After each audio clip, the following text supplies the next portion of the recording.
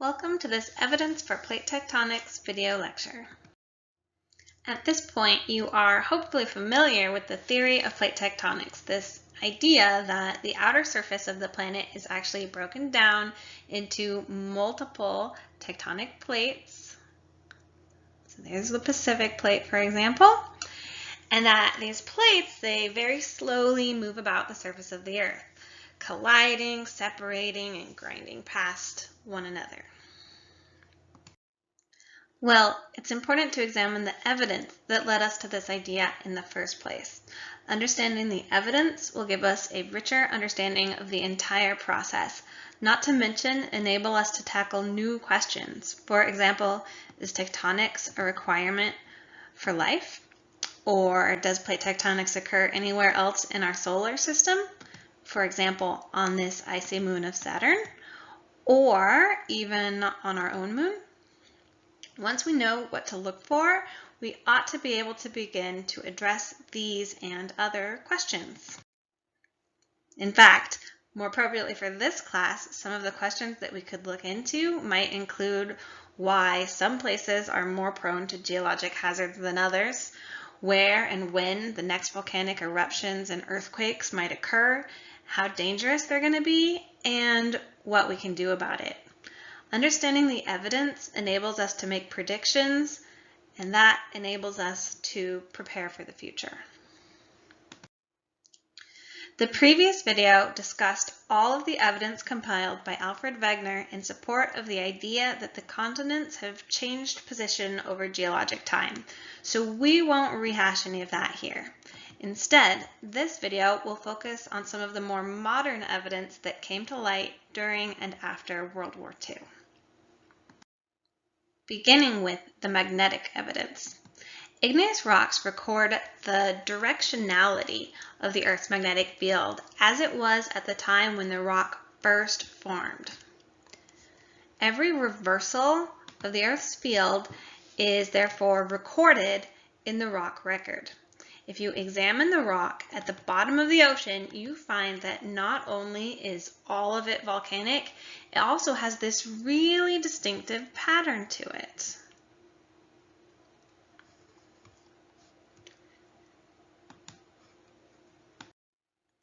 Basically, in the middle of the ocean, there is a ridge, and rocks there are recording today's magnetic field. These rocks are new.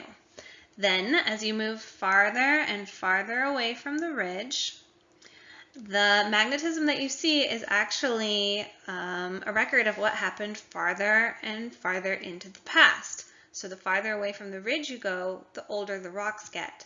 Moreover, the same thing happens in the other direction. The farther away from the ridge you go, the older the rocks. And the pattern of magnetism, like today, like sometime in the past, like today, like sometime in the past, it's an exact mirror image on either side of that ridge. Okay, this is really important because it indicates that the only way any of this could have formed, this entire pattern, is if all of the rocks here were created in the center at the mid-ocean ridge. And after that, they were pushed away from that ridge in either direction to make room for new volcanic rocks to come up and form.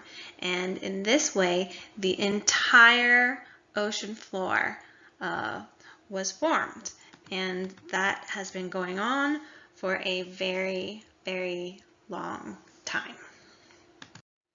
So, when it comes to the magnetic evidence, it's actually the pattern of magnetism locked into the rocks of the oceanic lithosphere, and the fact that the only way this pattern could possibly have been created is if all of the material of the entire ocean floor was first created at the ridge and then moved away in either direction. This is what makes the magnetic evidence such strong evidence for the theory of plate tectonics. Like magnetism, the heat signature of the ocean floor also unveils its age. The hottest, warmest rocks are at the centers of the oceans, at those ridges, which crisscross through the centers of every major ocean on Earth. Then, as you move away from the ridge, these rocks cool down, and the colder they get, the older they are, farther and farther away from that mid-ocean ridge, again implying that the ocean floors are created when new igneous rock, new igneous material first erupts at the ridge and then moves away from that ridge in either direction. In fact, these mid-ocean ridges are actually where the vast majority of volcanism on the entire planet happens. It's just that because it's all underwater, we don't get to see it. Speaking of volcanoes, they represent another kind of evidence for plate tectonics. See, over 90% of volcanism on planet Earth occurs at plate boundaries.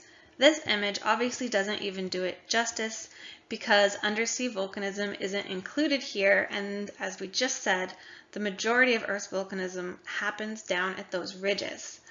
But the fact that tectonic theory provides us with a model that explains why these volcanoes would be where they are, well, that is pretty strong evidence that our theory is a really good theory. Like volcanoes, earthquakes are also a byproduct of plate tectonics.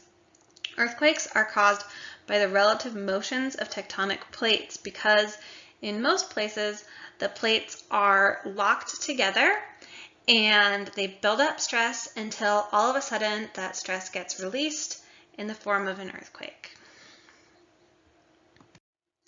Examining maps of the locations of earthquakes around the world, we're actually able to pick out individual tectonic plates, like the African plate here,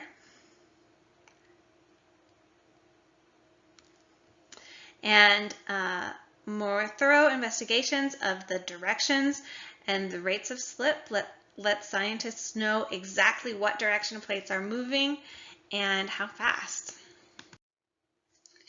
Finally, the very topography of the Earth stands as evidence for the idea that Earth's lithosphere is broken into plates that move around. When ocean plates smash into continental plates, getting forced downward into the mantle, we have both the deepest places on the planet as well as high volcanic mountains, both of which are explained by the theory of plate tectonics. Active volcanism in the middle of all of these oceans, at those mid-ocean ridges we were talking about, those are physically elevated zones that stand up above the seafloor. Tectonic theory helps us to understand why this is. And of course, continental-continental collisions push up vast mountain ranges. In fact, tectonic theory is able to describe in a general way the major topographic features of the entire planet, which is incredibly powerful. Although, side note, the topographic highs here and down here in Antarctica, well, those ones are actually from glaciers. This concludes the evidence for plate tectonics video. Hopefully you can not only list multiple pieces of evidence for the theory, you can also explain why each of these phenomena stand in support of the theory that describes how the lithospheric plates move with respect to one another over the surface of the Earth.